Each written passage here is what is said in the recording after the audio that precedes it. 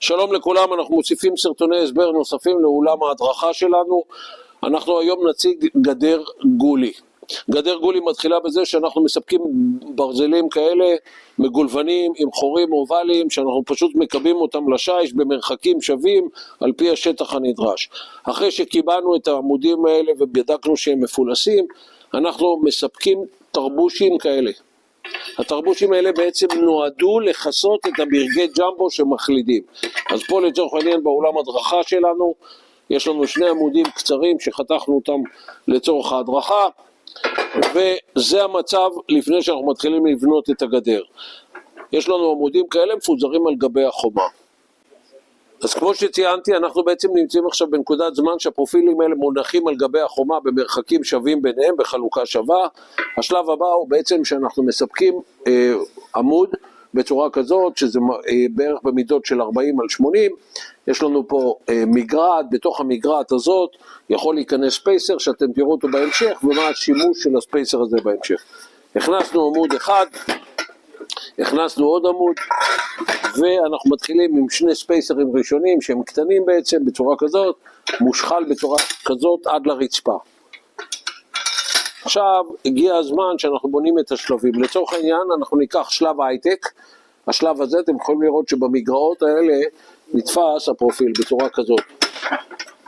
לוקחים עוד ספייסר, החלטנו עכשיו שהריווח יהיה 2 או 3 סנטימטר, זה לא משנה. הוא נכנס פה לבפנים והוא ננעל בצורה כזאת בפנים. ואנחנו שמים עוד שלב. בנייה מאוד קלה, בנייה מאוד פשוטה, כל אחד יכול לעשות את זה, אין פה בכלל מה להשקיע בזה ידע מקצועי, לא צריך להביא שום מרתכת או שום דבר אחר. אלה היו שלבי הייטק. עכשיו אנחנו יכולים לעבור לשלב שנקרא שלב 40. שרואים בחזית מול 40 ניתן לשלב בין השלבים וניתן לקבוע גוון אחר.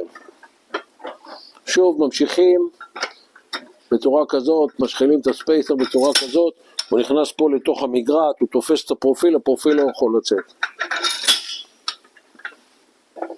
עוד שלב כזה של 40. אפשר לשים שלב 120, יש לנו שלב גדול יותר. אפשר לשים שלב כזה. וממשיכים לבנות. פרופיל מתיישב פה, פרופיל מתיישב פה. לצורך העניין נעבור עכשיו לשלב שנקרא שלב כמו מקור ציפור בצורה כזאת, מתיישב בצורה כזאת. שמים שלב, עוד שלב, כמובן שבסוף יש סגירות להכל. זה הפרופיל, אתם פה בצורה כזאת. ברשותכם אני אגוון עם עוד שלב עכשיו, אם בא למישהו לראות את זה מגוון.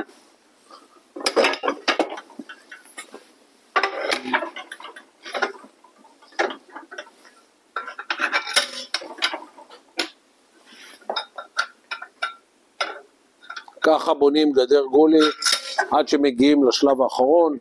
בשלב האחרון אנחנו שמים פה בורג, מקבעים את כל המערכת, ויש לנו כובע שסוגר את הכל, יש לנו סגירות צד ויש הכל. האופציה הנוספת שקיימת, ישנה מצבים שיש לנו גדר ישנה, שיש כבר עמודים קיימים וטובים ואנחנו רוצים להשתמש בהם, ואין צורך לקנות עמודים, אז אנחנו פיתחנו פרופיל נוסף.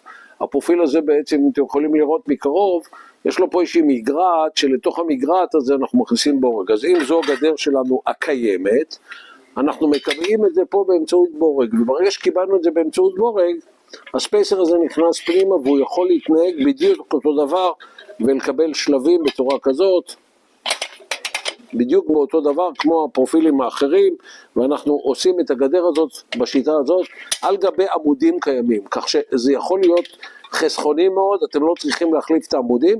יחד עם זאת, העמודים שלכם טובים, וזה זול מאוד וזה קל מאוד לביצוע, אנשים עושים את זה בצורה עצמאית. לגבי הסיומות של השלבים, יש לנו שתי זוויות שונות.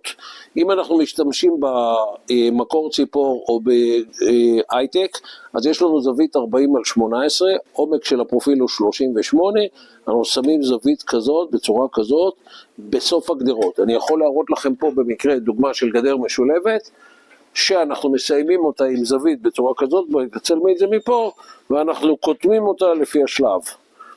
זה הסיומת, כך שפקקים רגילים נוטים ליפול, אז אנחנו בעצם מסיימים את זה עם זווית. עכשיו, במידה ואנחנו עושים את זה בשלבים רגילים, כאלה שהם נמוכים יותר, אני אבנה כאן עוד אחד, יש לנו זווית שהיא קטנה יותר, ויודעת לחסות את הקצה של הפרופיל בצורה כזאת, לכל אורך הגדר. אז כמו שציינו, הגדר הזו רציפה, אני רוצה להראות מצב שהפרופיל הוא באורך של 6 מטר, ויש לנו מפגש. אז על אותו עמוד שיש לנו את המפגש, אנחנו פשוט עושים את זה בצורה כזאת. עמוד פה ועמוד פה, בצורה כזאת אנחנו ממשיכים, והגדר היא רציפה. הגדר הזאת היא גדר רציפה, ואנחנו פשוט יכולים להתאים אותה על גבי אותו עמוד, אנחנו ממשיכים, ובסופו של דבר אנחנו מקבלים מסך אורכי, רוחבי, תלוי על כל שטח הגדר ללא מקטעים.